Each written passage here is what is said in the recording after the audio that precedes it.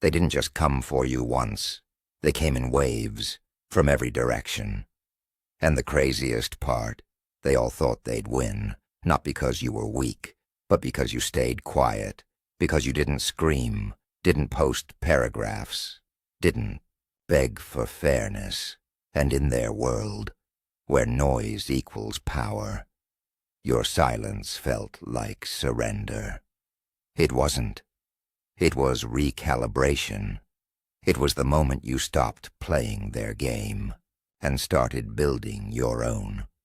Let's start with the enemies, the loud ones, the ones who threw shade like confetti, thinking visibility meant strength. They mocked your name in group chats, posted cryptic captions with your initials hidden in plain sight. Thought spreading rumors was strategy. But here's what they never understood. Every lie they told became a brick in your foundation. Every laugh behind your back became fuel. They wanted you to react, to lash out, to prove them right. Instead, you did the one thing they couldn't counter. You succeeded, quietly, consistently, irreversibly.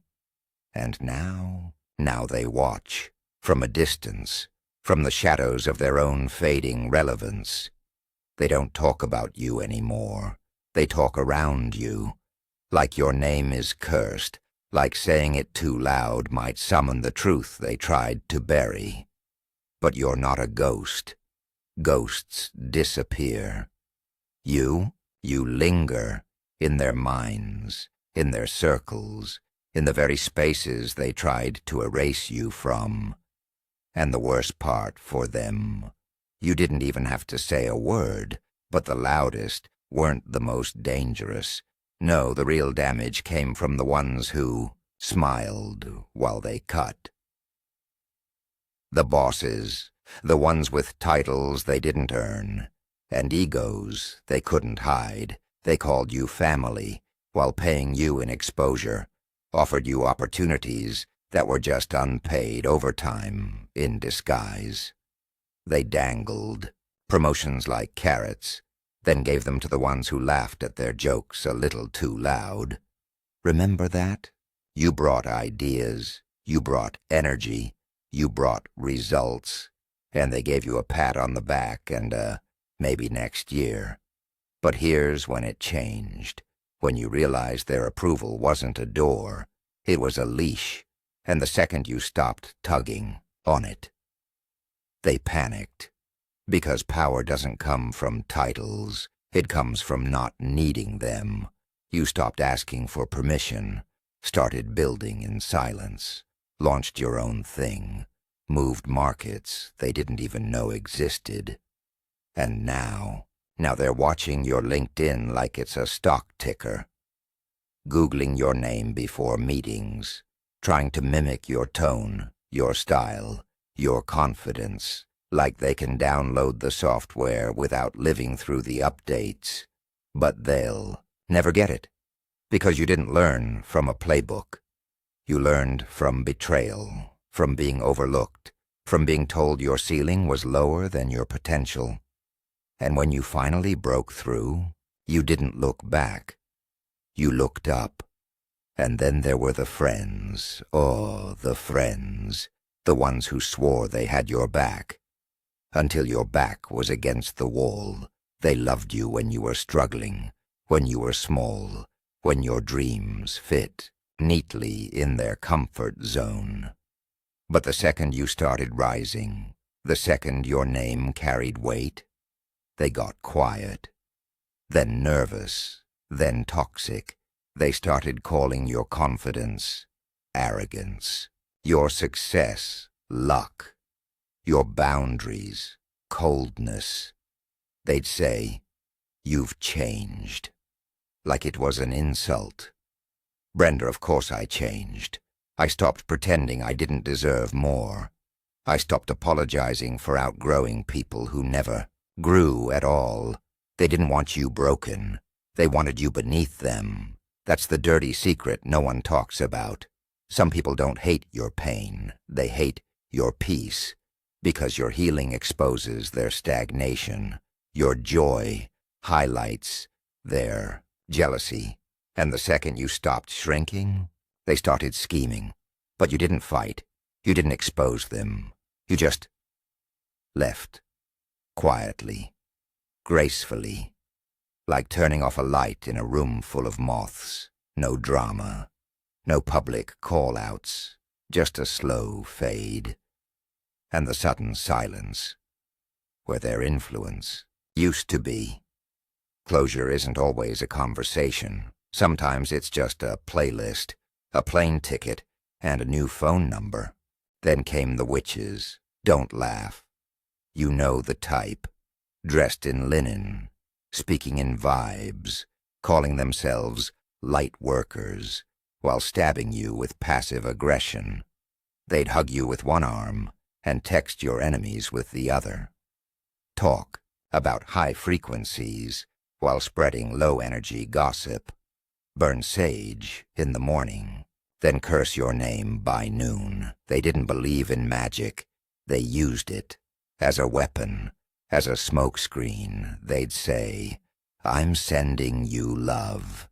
Then pray you fail, because your success threatened their illusion of superiority. But here's the thing about real power. It doesn't need spells. It doesn't need rituals. It just is. And when you've faced your own darkness, when you've stared down your demons and made peace with them, no fake spiritual warrior can shake you. You let them chant. Let them burn their crystals. Let them pull the judgment card over and over again. And you just kept winning, with clean energy, with clear boundaries, with a smile that said, "I see you, and I'm not impressed." Their curses didn't hurt. They moisturized. Their envy didn't slow you down. It sped you up. Because real magic isn't in the tarot. It's in the restraint. It's in the choice to rise without dragging anyone into the dirt with you. So what happened when all four sides came at you at once? Enemies with noise, bosses with control, friends with betrayal, witches with deception. Did you break? No. You evolved. You stopped reacting. Started observing, stopped begging for seats at tables that never wanted you, started building your own damn dining room. You learned the most dangerous weapon isn't anger, it's calm. It's the quiet after the storm. It's showing up polished when they expected you broken. It's thriving in silence while they're still screaming into the void. You didn't fight fire with fire. You became the water, adaptable, unstoppable, clear. And when they tried to drown you, you learned to breathe underwater. Now you walk different, talk different, love different. Not because you had to, because you chose to. You don't explain yourself anymore. You don't justify your success. You don't perform for people who weren't there when you were bleeding. You protect your peace like it's the last vault on Earth. Cut off access like you're deactivating a bomb. And the people who played games, they're still playing, still hoping you'll trip, still rehearsing comebacks for arguments you left behind years ago. But you're not there. You're ahead, level after level, move after move. They're stuck in the past. While you're living in the future, they didn't believe you'd reach. And the craziest part, you're not even angry. You're amused. You watch them like a Netflix series you don't even have to pay for. Drama, predictability, cancellation after 3 seasons. Meanwhile, you're in your 5th season. And the ratings are legendary. You didn't need revenge. You became the consequence. You didn't need a crown. You became the throne. You didn't need to prove anything. Your presence does it for you. The way conversations die when you walk in, the way eyes shift, the way old bosses suddenly remember how they always believed in you. Funny how that works. You don't have to say, "I told you so." Your life says it for you. Every promotion, every check, every quiet victory. They thought betrayal would break you. Instead it built you. They thought isolation would destroy you. Instead it refined you. They thought silence meant defeat.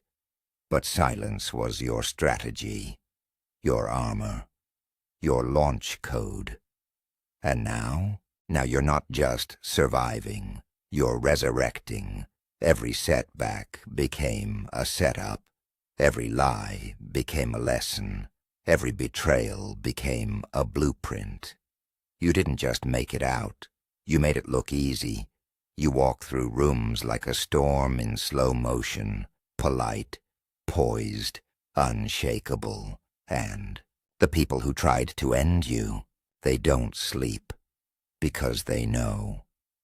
You remember. You saw. You didn't forget.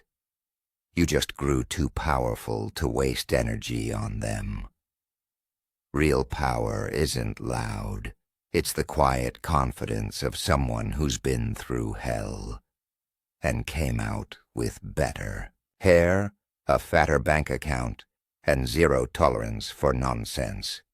So keep walking with that unbothered smirk, that calm in your chest, that glow they can't replicate, because you're not their enemy. You're their warning, the living proof that you can't kill a soul that's already been resurrected, that you can't stop someone who's already decided to win. No matter what. They tried it. All of them, and all they did was remind you who the hell you are.